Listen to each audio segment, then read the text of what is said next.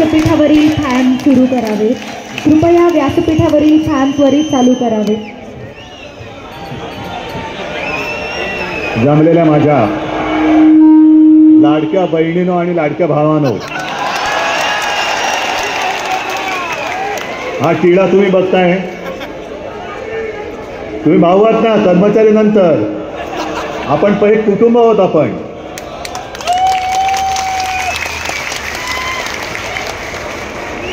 तुमच्या समोर येण्यापूर्वी साईबाबांचं दर्शन घ्यायला गेलो होतो. साईबाबांचं दर्शन घेतलं आणि काय मागणार, माझ्या या बहिणीला आणि भावांना न्याय द्या आणि ती ताकद द्या आम्हाला. आज मी तुमच्या प्रेमाने भारावून गेलोय, कारण तुमचा आक्रोश हा सरकारच्या कानी जात नाहीये.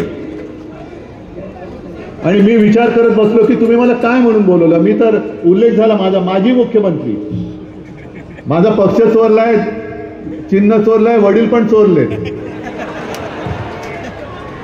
आणि तरी तुम्ही माझ्याकडे मागताय. मला तो शशी कपूर आणि अमिताभ बच्चनचा डायलॉग आठवला. कुठला पिक्चर मधला, दीवार. म्हणजे मिंदे विंदे सगळे ते मला सांगतायत, मेरे पास पार्टी है, मेरे पास सत्ता है, मेरे पास पग ये है, तेरे पास क्या है. आणि मग अमिताभ बच्चन जसा म्हणाला त्या पिक्चरमध्ये की मेरे पास माँ है, तसं मी सांगतोय मेरे पास ईमान है, विश्वास आहे. तुम्हाला सगळ्यांना कल्पना आहे माझ्या हातात काही नाहीये, तरी तुम्ही मला बोलवत आहे. आणि मी सुद्धा आलोय, कारण मला सत्तेची पर्वा नाहीये, मला तुमच्या आयुष्याची पर्वा आहे. मला आयुष्याची तुमच्या चिंता आहे, तुमच्या कुटुंबियांची चिंता आहे. सत्ता येते आणि सत्ता जाते, गेलेली सत्ता परत येणार आहे, नक्की येणार, खेचून आणणार आणि तुम्हाला मी न्याय देणार. पण एक लक्षात घ्या, ज्याचा उल्लेख सुभाष देसाईजींनी केला, संजय राऊतांनी केला, एकजूट. कारण मला आठवते 1-1.5 वर्षापूर्वी नागपूरमध्ये आपण आला होता. मला काही कल्पना नव्हती तुमच्या आंदोलनाची. आदल्या संध्याकाळी तुमचे सगळे नेते येऊन मला भेटले आणि मला म्हणाले की उद्धवजी तुम्ही आलं पाहिजे. म्हटलं येतो. मग तिकडे प्रचंड तुम्ही मोठ्या संख्येने, लाखोच्या संख्येने जमला होता, पूर्ण स्टेडियम भरून गेलं होतं. ती आपली मीटिंग झाली, तो मोर्चा झाला आणि तुमच्यापैकीच एक घटक तिकडे सटकला आणि पाणी होतं तुमच्या आंदोलनावर. हे होणार आहे. हे फाटाफुटीचं फोडाफुटीचं राजकारण जे शिवसेनेसोबत केलं ते तुमच्यासोबत सुद्धा करणार नाहीत असं तुम्हाला वाटतंय. आणि मग एकजूट त्यांना माहिती आहे, कारण ही एकजूट एकदा झाल्यानंतर हे सरकार तर गेल्याच जमाय. यांना पेन्शन कसलं द्यायचं, यांना टेन्शन द्या, यांना टेन्शन दिलं पाहिजे. पण आज तुम्ही आमरण उपोषणाची घोषणा केली. माझं मत आहे उपोषण नका करू. आधी उपाशी आहातच. तुम्ही उपाशी राहिलात काय नाही राहिलात काय यांना काय फरक पडतोय. आपलं आंदोलन असं असलं पाहिजे की यांना सत्तेशिवाय उपाशी ठेवलं पाहिजे, तो निर्धार करा. पण आंदोलन एकदा पेटल्यानंतर मशाल आहे ती. आंदोलनाची मशाल पेटल्यानंतर कोणी जर तुमच्याचपैकी इतर जे काही चमचे सरकारचे आहेत त्यांना पाणी ओतायला देऊ नका, पाणी ओतायला देऊ नका. आणि मी तुम्हाला शब्द देतो की ही तुमची योजना आपण सगळे मिळून अंमलात आणून दाखवल्याशिवाय राहायचं नाही. पण जसं तुम्ही हात वर करून सगळं सांगताय काय मागणी आहे, जुना पेन्शन, जुनी पेन्शन, तसं मला एक वचन तुमच्याकडनं पाहिजे. देताय? मी तुम्हाला शब्द दिलेला आहे आणि हा माझा शब्द, तुमची गर्दी, तुमची ताकद हे मिंदे आणि त्यांचे चमचे टीव्हीवरती बघतायत. निवडणूक येईपर्यंत ज्यांना बहीण आहे आपल्याला हे माहिती नव्हतं त्यांनी एकदम लाडकी बहीण योजना आणली. आज समजा आज किंवा उद्याच्या कॅबिनेटमध्ये या सरकारने जुन्या पेन्शन योजनेची योजना मान्य केली तर तुमचं काय होणार आहे? तुम्ही देणार त्यांना मत? नाही, कारण अशा गोष्टी होतात. मध्ये निवडणूक आहे, 2 महिने आहेत. मी तुम्हाला आज वचन देतोय की आपलं सरकार आपण सगळे मिळून आणा. मी तुमची मागणी मान्य करतो.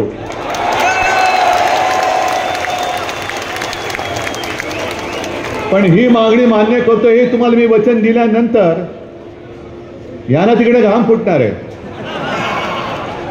आणि हे या कॅबिनेटमध्ये ही योजना मान्य केल्याचं जाहीर करतील कदाचित.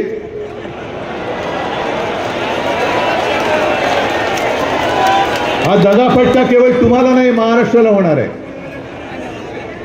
आणि एक लक्षात घ्या रे, ज्यांनी माझ्याशी गद्दारी केली, ज्यांना कुटुंबातलं मी मानलं होतं, ज्या शिवसेनेच्या कुशीतून यांचा राजकीय जन्म झाला, त्या शिवसेना आईवरती हे वार करू शकतात, हे तुमच्यावरती वार नाही करू शकणार. आणि म्हणून मला हे सरकार नकोय. मला मुख्यमंत्री होण्याची स्वप्न तेव्हाही नव्हतं, आता सुद्धा पडत नाहीये. मला माझा महाराष्ट्र म्हणजे महाराष्ट्रातले दगड धोंडे नाहीत. महाराष्ट्र म्हणजे तुम्ही माझी जिवंत हाडामासाची बांधव आणि भगिनी आहात. आणि सुभाष देसाईंनी मगाशी पेन्शन कोण किती कोणाला मिळतं, आता मला किती मिळते मला नाही मिळणार आहे. अजून मी रिटायर नाही झालेलो. आणि सत्तेतून रिटायर कोणी मला करूच शकत नाही. जरी मी सत्तेत असलो काय नसलो काय, तुम्ही सोबत आहात तोपर्यंत सत्ता ही माझ्याकडेच आहे. जनतेची सत्ता आहे, ती सगळ्यात महत्वाची आहे. सरकार वेगळं. शिवसेना प्रमुख कुठे सत्तेमध्ये होते, पण सत्ता त्यांच्याकडे होती ना.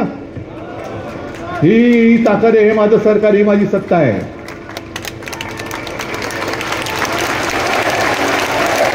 आणि राजकारणाला किती पेन्शन मिळतं ह्याच्या आकडे आणि तुम्हाला किती पेन्शन मिळतं ही तफावत पाहिली तुम्ही. मग माझा एक सरळ प्रश्न आहे, आम्ही राजकारणी आहोत. मी मुख्यमंत्री होतो, आता माजी मुख्यमंत्री झालो. काही मंत्री होतात, काही माजी मंत्री होतात, काही पुन्हा मंत्री होतात. म्हणजे थोडक्यात जर बघितलं तर आम्ही कंत्राटी कामगार आहोत, तुम्ही परमनंट कामगार आहात. मग कंत्राटी कामगाराला 50 खोके मिळत असतील तर माझ्या कायमच्या कामगाराला काय नाही मिळालं पाहिजे? सरकार तुम्ही चालवत आहे, आम्ही नाही. तुम्ही सगळेजण इकडे जे बसला आहात, करोना काळामध्ये सुद्धा जीवावर उदार होऊन तुम्ही जर उतरला नसता तर महाराष्ट्र वाचला नसता.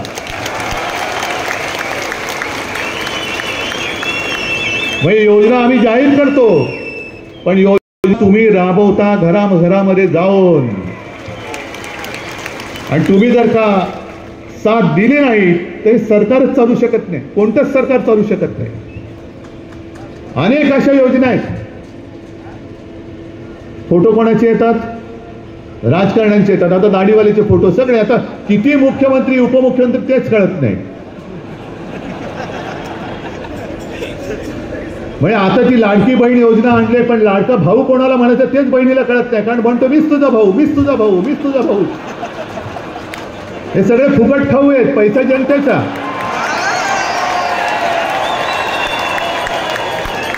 जनतेच्या पैशावर फुकट खाऊ म्हणतात मी तुझा भाऊ. आणि तुम्हाला कल्पना आहे, एक राजस्व योजना आहे महसूलची, माहिती आहे ना, महाराजस्व. बरं, तुम्ही सगळे वेगवेगळ्या खात्यातले लोक आहात. महसूल मधले आहेत, कोण कृषीचे आहेत, कोण महिला बाल विकास आहे, कोण शिक्षण आहे. सगळेच आरोग्याचे आहात.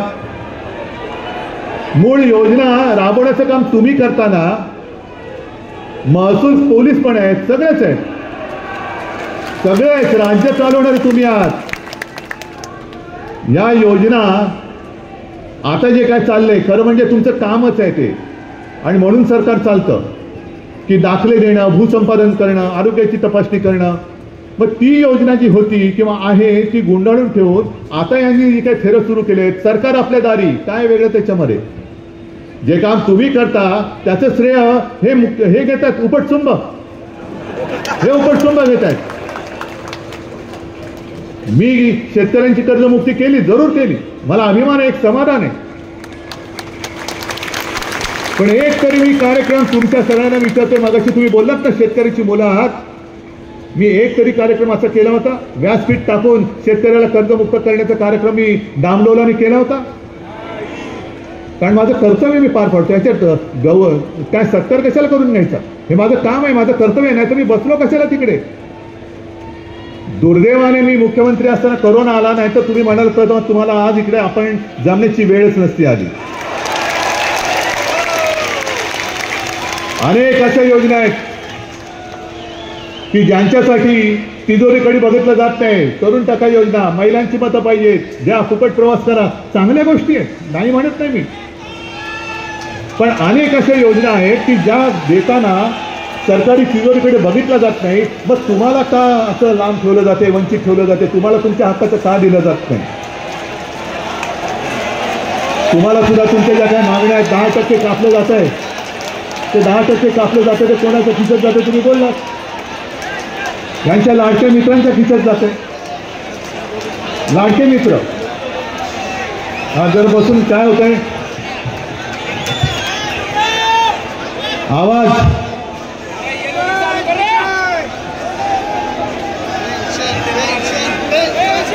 सगळं दिसतंय पण आणि ऐकू पण येत आहे. सगळं चित्र स्पष्ट आहे. तुमचं मत पण ठाम आहे. असं ठाम मताने राहा. जे मी तुम्हाला सांगत होतो की निर्मला सीतारामन या बाईंनी तर मध्ये बातमी मी वाचली, लोकसभेत सांगितलं की आम्ही जुनी पेन्शन योजना लागू करणार नाही.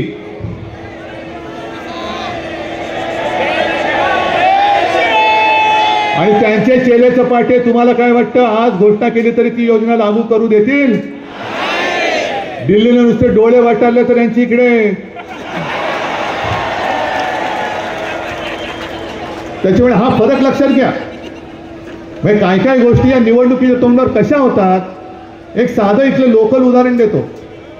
मी मुख्यमंत्री असताना कोपरगावची जी पाणी योजना आहे त्यातल्या 5 नंबर तळ्याचं अलीकडे पलीकडे भूमिपूजन जलपूजन होत आहे. आज ज्याच्यासाठी आपण 131 कोटी रुपये मंजूर केले होते, 2.5 वर्ष होत आली. आज ह्यांना निवडणूक डोळ्यासमोर आल्यानंतर आज आठवलं अरे इकडे कोपरगावच्या लोकांना पाणी दिलं पाहिजे. मग ही यांची सगळी काही थेरं चालतात. या थेरांना एकदा आता जाऊ द्या. त्यांना पेन्शन पाहिजे देऊन टाकू आपण, पण घरी बसवा पहिलं. त्यांना पहिलं घरी बसवा.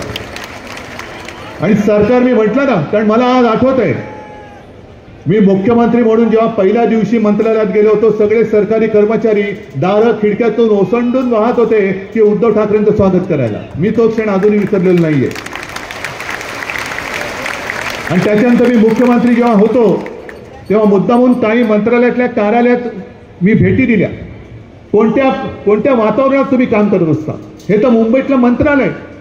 ग्रामीण भागातले तुम्ही तर तुम्हाला काय सेवेच्या ठिकाणी सोयी सुविधा असतील नसतील त्या सुद्धा कोणी बघायला येत नाही कधी.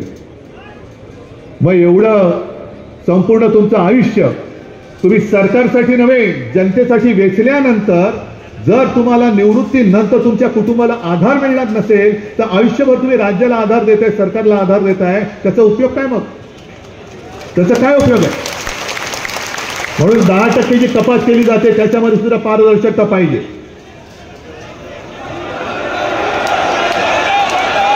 करायची की नाही?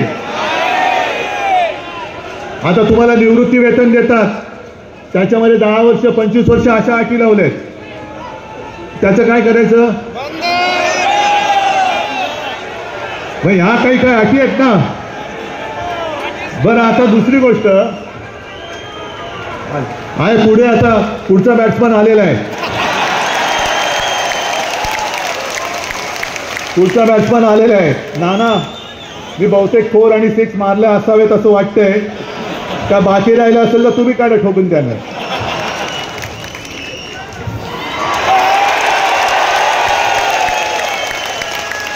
बघा आम्ही स्वतः टोप्या घालून घेतो पण लोकांना टोप्या घालत नाही. ते काम हे बिंदे सरकार करतं. आणि म्हणून जास्त मी ताणत नाही. जास्त तुमच्या विषयावरती मी बोलण्यापेक्षा तुम्ही तो अनुभव घेता आहात. पण एक लक्षात घ्या, तुम्ही सरकारचे अत्यंत महत्त्वपूर्ण घटक आहात आणि आपलं सरकार तुम्ही आणा. आपलं सरकार आणा. तुम्ही सरकार चालवू शकता तुम्ही सरकार पाडू नये, सरकार बदलू शकता.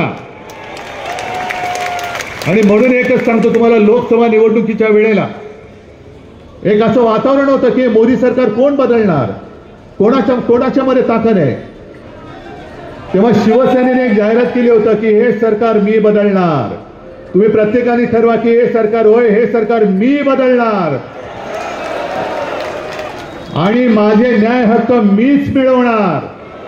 न्याय हक्काचा जो काही लढा तुम्ही उभा केलेला आहे त्याच्यामध्ये मी तुम्हाला वचन देतो की आपलं सरकार आल्यानंतर तुम्हाला हवी असलेली जुनी पेन्शन योजना